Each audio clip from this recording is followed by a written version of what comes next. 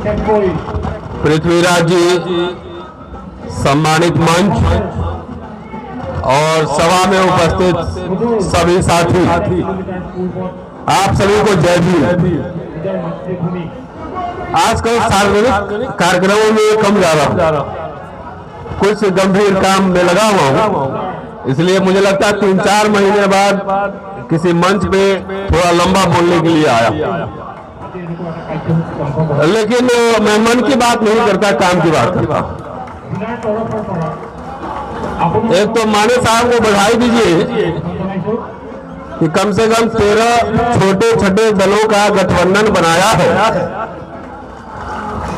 और आज शायद मेमोरेंडम भी राष्ट्रपति को दिया है, क्योंकि लगातार हम लोग कुछ बात कहते आ रहे हैं कि सिर्फ भीड़ से जो है ना हुकूमत नहीं बदला जाता, इस भीड़ से नहीं बदला जाता। भीड़ के अंदर अगर समन्वय नहीं हो और भीड़ को अगर वोट में नहीं कन्वर्ट कर पाए तो समझिए हुकूमत आपकी नहीं रहेगी। बहुत दिनों से 85-90 का नारा सुनता आ रहा हूं, गंभीरता से सुनिएगा। राज सत्ता एक चुनाव के द्वारा आता है और कई बार लीडर्स, सोशल एक्टिविस्ट वो जाते हैं और रूलिंग क्लास में कह रहा हूं, नेताओं से, मंत्रियों से, ब्यूरोक्रेट से, तमाम एकेडमिशियन से डेलीगेशन लेकर जाते हैं, उसको मेमोरेंडम देते हैं, उसको बातचीत करते हैं और बातचीत के थ्रू ही वो धीरे धीरे हक अधिकार अपने लेते।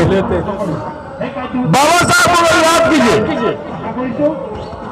शूद्रों अछूतों की शिकायतें, स्टेट एंड माइनॉरिटी, राज्य अल्पसंख्यक, तमाम वो संवाद करते थे। संवाद उस समय के जो वॉइस राज थे उनसे संवाद करते थे, वो गांधी नेहरू सबसे संवाद करते थे, तो संवाद करके उसको कन्विंस करते थे, कन्विंस करके उन्होंने संविधान में जो है प्रावधान बनवाए। आजकल मुझे लगता है कि हमारे लीडर्स में जो है, जो बड़े बड़े लीडर्स हैं देश में, उनको ब्राह्मण भगाने में सारी एनर्जी लग रही है। वो तमाम लीडर जो है कोई संवाद नहीं करते हैं किसी से, दिन भर बैठ के सिर्फ गाली देते हैं और भगाते हैं। दोस्तों, लोकशाही है, लोकशाही में दलों से, सरकारों से, लोगों से संवाद करना पड़ता है। बाबा साहब का एग्जाम्पल मैंने आपको दिया। बाबा साहब अकेले कन्विंस करके आर्गुमेंट करते थे, वो चाहे वो गोल में सम्मेलन हो, पुणे पैक्ट हो, उसके बाद कैबिनेट मिशन हो, नेहरू की सरकार हो, जवाहरलाल नेहरू हो, वो हर समय आर्गुमेंट करते थे। इसलिए मैं समझता हूं माने साहब संवाद की प्रक्रिया जारी रहनी चाहिए, दलों से भी और रूलिंग एलीट से। अब सोचिए, हमारे लोगों में राजनीतिक चेतना बहुत आ गई, बहुत ज्यादा, और जब से राजनीतिक चेतना बढ़ने लगी, जो अधिकार हमें संविधान में मिले थे वो अधिकार एक दिन में नहीं मिले, वो अधिकार क्रमशः धीरे धीरे मिले। पुनः पॉलिटिकल रिप्रेजेंटेशन, संविधान में फिर नौकरियों, एकेडमिक इंस्टीट्यूशन में आरक्षण, फिर बाबा साहब के बाद सरकारी संस्थाएं बनी, पीएसयू बने, पीएसयू में आरक्षण। तब अभी हमारे कई साथी 4-4 लाख रुपए तनख्वाह ले रहे हैं, 4-4 लाख तनख्वाह ले रहे। तो धीरे धीरे जो आरक्षण मिला था वो मोदी सरकार एक झटके में खत्म कर रही है। इसलिए मेरे से पहले वक्ता ने ठीक ही कहा था कि ये लड़ाई व्यक्तिगत नहीं है, कि इंसान की नहीं है, ये विचारधारा की लड़ाई है। मनुस्मृति क्या कहता है कि अछूतों का धन जो है वो टूटे बर्तन होने चाहिए, फटे कपड़े होने चाहिए, टूटे बर्तन में खाना खाना चाहिए, काले लोहे उनमें जो है होने चाहिए आभूषण। तो आरएसएस मनुस्मृति में विश्वास करने वाली संस्था है और उसका पॉलिटिकल आउटपुट है बीजेपी। तो कितना आराम से कर रही है कि धीरे धीरे सबका प्राइवेटाइजेशन कर रही है। तो आपके पास फिर मनुस्मृति के युग में आपको पहुंचा दिया जाता। जब नौकरियां नहीं रहेगी तो सेल में और भेल में 4 लाख कहां से पाओगे? तो आपका एक मिडिल क्लास, जो मिडिल क्लास ही बैकवर्ड है, काशीराम जी को वही मिडिल क्लास ने बनाया था, उसी मिडिल क्लास ने बनाया था।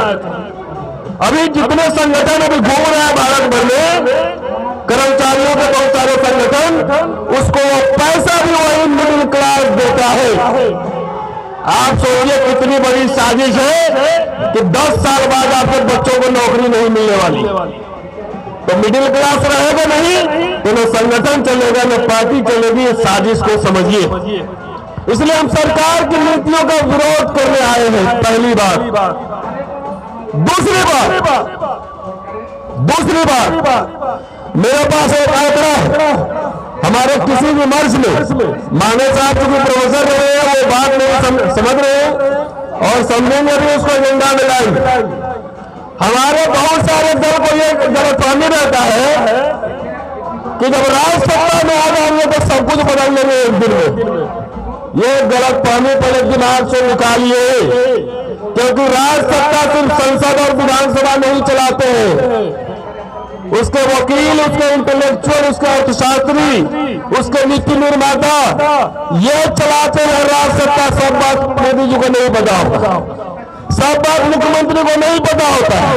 उसके आसपास जो उसके होते हैं ब्यूरोक्रेट्स होते हैं, इंटेलेक्चुअल्स होते हैं, राज सत्ता वो चलवाते हैं। इसलिए असली ताकत संस्थाओं के अंदर है, संस्थाओं के अंदर है।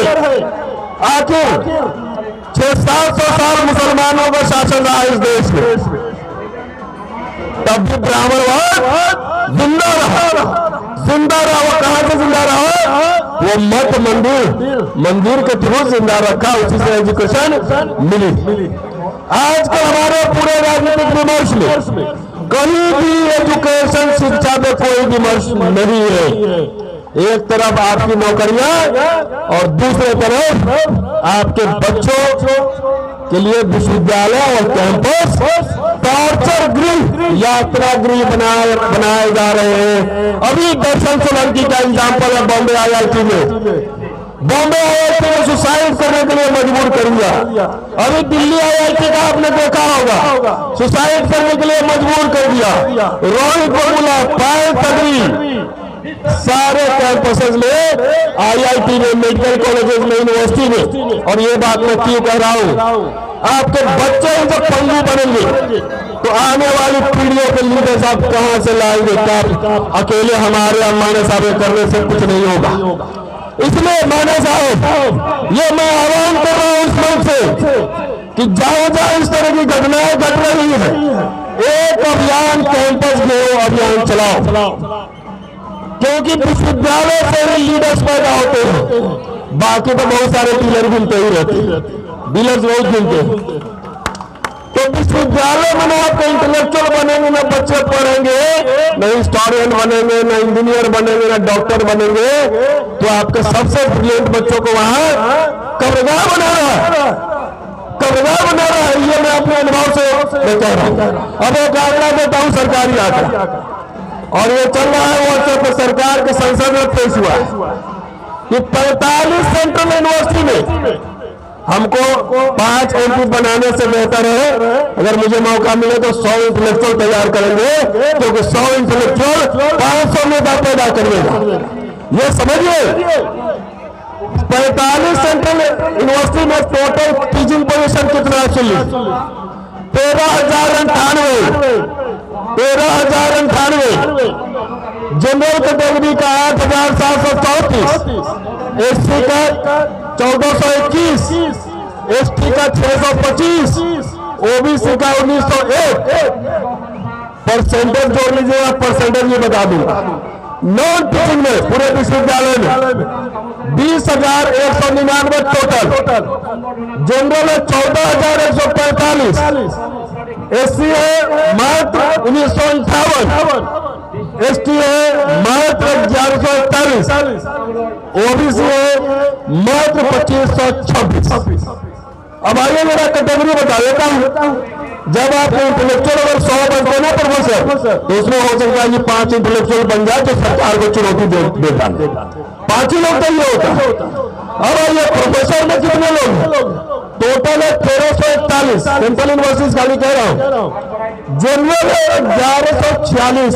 85% से ज्यादा, 85% पॉपुलेशन आपकी नारा आप लगा रहे हो, लेकिन विश्वविद्यालय में 85% उनके जो है professor. SC 96 only 7%, ST 22 only 2% और OBC 4.5%, 4.5। एसोसिएट प्रोफेसर सुन लो 2817, जिसमें जनरल है 2304, SC है 231, ST है 69, SC 8% ओनली और ST जो है 2.5%, OBC 6.5%, 187 सिर्फ assistant professor 8,940, general 5284, SC 1094 12%, ST 534 6% और OBC 1654 18%। Vice chancellor total 45, SC 1, ST 1, OBC 5, registrar 45, SC 2, ST 2, OBC 3। तो वाइस चांसलर और रजिस्ट्रार में 45 जोड़ के देख लो आपके परसेंटेज कितने हैं। आपको क्या लगता है कि राजनीति सिर्फ इलेक्शन में लड़ाई नहीं जाती?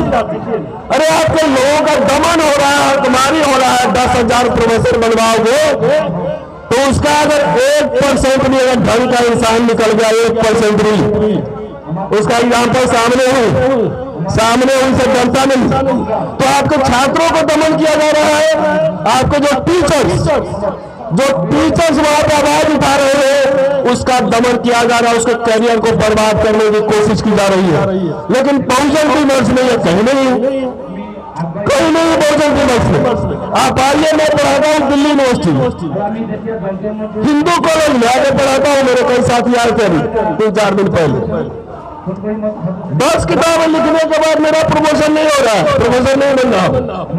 5 साल से किताब लिखने के लिए छुट्टी मांग रहा हूँ, कानून अधिकार होने के बावजूद नहीं मिल रहा। अगर आवाज उठाओ तो महिला उत्पीड़न कानून में बचा दे, वो भी मैं लड़ चुका, आज तक रिपोर्ट वापस नहीं मिली। उससे भी नहीं जीतेगा तो हमारे एक दोस्त है चंद्रभान प्रसाद, वो कहते हैं जब सवर्ण आपसे जीतते नहीं है, तर्क कर रहे हो तो आपके घर के आसपास कूड़ा फेंकवाते। तो आके देखिए ऐसे सड़े गले मानसिकता वाले प्रिंसिपल से मैं लड़ रहा हूँ। आपको लग रहा होगा कि व्यक्तिगत लड़ाई है। अरे व्यक्तिगत लड़ाई होगी तो मैं चुपचाप बैठ जाता, इनसे हाथ में हाथ मिला के क्यों लड़ता, अपने करियर क्यों गाँव पे लगा।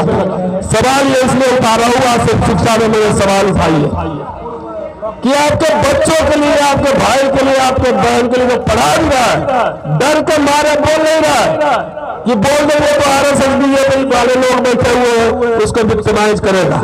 लेकिन मैं दावे के साथ कह रहा हूं कि हमारे जैसे कुछ लोग होंगे जो आवाज उठाएंगे, उनसे लड़ेंगे, कैरियर देखा जाएगा जो होगा, अंतिम में आप लोग के बीच चले आएंगे, क्या दिक्कत है। लेकिन इसीलिए इस तरह से टॉर्चर किया जाता है कि आपके लोग आपके समाज के लिए आवाज न उठाए, सरकार और व्यवस्था की क्रिटिक नहीं करे। इसलिए जितने अधिकार होना चाहिए विश्वविद्यालय में, IIT में आपके अधिकार मारे जा रहे हैं। सारा निजीकरण करके सब कुछ बर्बाद किया जा रहा है आपके हक को। 10-20 साल पढ़ लो, 10-20 साल में जो है ना लड़की के शादी के लिए सरकारी लड़का नहीं मिलेगा, ये मोदी साहब आपका इंतजाम कर रहे हैं। लेकिन तब भी जो है कई दलित संगठन, कई दलित पार्टी, उनको बीजेपी अपना शत्रु नंबर नहीं दिखता है। कई नेता वो जाके उसी बोर्ड में बैठ जाते हैं जो आपके पूरे हकूक, आपके पूरी आने वाली पीढ़ियों की हकमारी कर रहा है। इसलिए शत्रु को पहचानिए। चलते चलते सिर्फ मैं ये कह रहा हूं कि बाबा साहब ने कहा था, 2 कोट में बता रहा हूं कि बाबा साहब ने कहा था कि शिक्षित वो होता है अपने शत्रु को पहचानता है, शिक्षित वो होता है जो अपने शत्रु को पहचानता है। तो जो जिस समय अधिकार मिले वो अगर आपका शत्रु नंबर 1 है, अब बीजेपी अगर शत्रु नंबर 2 है, तो मुझे इस राजनीति से असहमति है। बीजेपी हमारा शत्रु नंबर 1 है। बाबा साहब ने यह भी कहा था कि जो समाज अपना इतिहास नहीं जानता वो गुलाम होता। जब विश्वविद्यालय के दरवाजे जब बंद किए जा रहे थे, इतिहास कहां से आएगा, इतिहासकार कहां से आएगा, वकील कहां से आएंगे, कौन लड़ेगा सुप्रीम कोर्ट में मुकदमा? खाली इलेक्शन में आप वोट दे दो। अरे आजकल तो पार्टी का पार्टी बिक जाता है। माने साहब बताएंगे कि महाराष्ट्र में पार्टी का पार्टी बिक गया, बिहार में भी बिक जाता है पार्टी का पार्टी। तो जिसका भौतिक वर्ग मजबूत होता है, नेता और दल आते जाते रहे, समाज को सही डायरेक्शन देता रहता है। चलते चलते बाबा साहब ने एक लाइन और कही थी, जो मैं अपने घर पे बाबा साहब की मूर्ति लगा उसमें लिखवाया हुआ है पत्थर पे, कि nothing is more disgraceful for a brave man, nothing is more disgraceful for a brave man than to live life devoid of self respect. एक बहादुर इंसान के लिए आत्मसम्मान और स्वाभिमान से बड़ा कुछ भी नहीं होता। जितनी नौकरी के लिए आपके बच्चे पढ़ रहे हैं, उससे कई गुना ज्यादा सैलरी की नौकरी मेरे दांव पे लगी हुई। और आज भी चुनौती देता हूं वाइस चांसलर को, मिनिस्टर को, प्रिंसिपल को, तुम्हें जो करो करो, लेकिन हमारी नजर नहीं झुकेगी। नजर में नजर मिला के बात करेंगे, चाहे इसके लिए जो भी कुर्बानी देनी पड़े। डरते नहीं है मोदी जी, अपने वाइस चांसलर को समझाइए। आप ही ने भाषण दिया था कि दलित भाइयों को मत मारो, मुझे मार लो। मैंने अभी चीफ जस्टिस ऑफ इंडिया को चिट्ठी लिखा है कि कैंपस में किस तरह से भेदभाव हो रहा है, कैसे दलित आदिवासी पिछड़ों का, अल्पसंख्यकों का वहां दमन हो रहा है। चीफ जस्टिस इंडिया को लिखना पड़ रहा है। सोचिए, इसका मतलब है कि कोई संस्थाएं काम नहीं कर रही है ठीक से। हर जगह छोटा छोटा तानाशाह बैठा है, हर जगह। मेरे कॉलेज में भी छोटा तानाशाह बैठा है, लेकिन तानाशाह को तो वहां हम टक्कर दे लेंगे। माने साहब राजनीति में तानाशाह को टक्कर देने की तैयारी करो। एक बात आज सभा में पारित कर ही लो कि जिस IIT, जिस मेडिकल कॉलेज, जिस यूनिवर्सिटी में अगर कोई भी सुसाइड का उत्पीड़न का केस आया, हम लोग 10,000 लोग मिलकर उस कैंपस को घेर देंगे। देखिए आपके साथ छात्रों का पूरा हुजूम इकट्ठा होगा, नौजवान होंगे, क्योंकि नौजवानों के पीछे कोई लड़ने वाला तैयार नहीं है। नेता हमारे कहते हैं कि खाली वोट दे दो, हम सरकार बना लेंगे तो सब ठीक कर देंगे। ये मुगालते में मत रहिएगा। सरकारें बनी और दलितों के अधिकार भी खत्म हुए और दमन भी बढ़ा है कि नहीं बढ़ा? अधिकार भी खत्म हुए हैं और दलितों का दमन भी बढ़ा है। कोई नेता सड़क पर जो पार्लियामेंट घेरने के लिए नहीं आ रहा। जब नहीं आ रहा है, 2 बार समाज ने भारत बंद किया था, आपको याद होगा, 2 अप्रैल 18 और 5 मार्च 2019 रोस्टर के आंदोलन पर। तो इसलिए मैं आपसे ये आग्रह करने आया हूं कि राजनीति बगैर एजेंडा के तो कभी भी बिकाऊ होगी। अगर एजेंडा सेट करिए, दलित मैनिफेस्टो लाइए, अगर एजेंडा है तभी आपकी राजनीति टिकाऊ होगी। शुक्रिया, जय हिंद। बहुत बहुत धन्यवाद रतनलाल सर। बहुत ही अहम मुद्दे पर, हमारी लड़ाई किस मुद्दे पर होनी चाहिए, इस मुद्दे पर आपने अपनी बात रखी। उसके बाद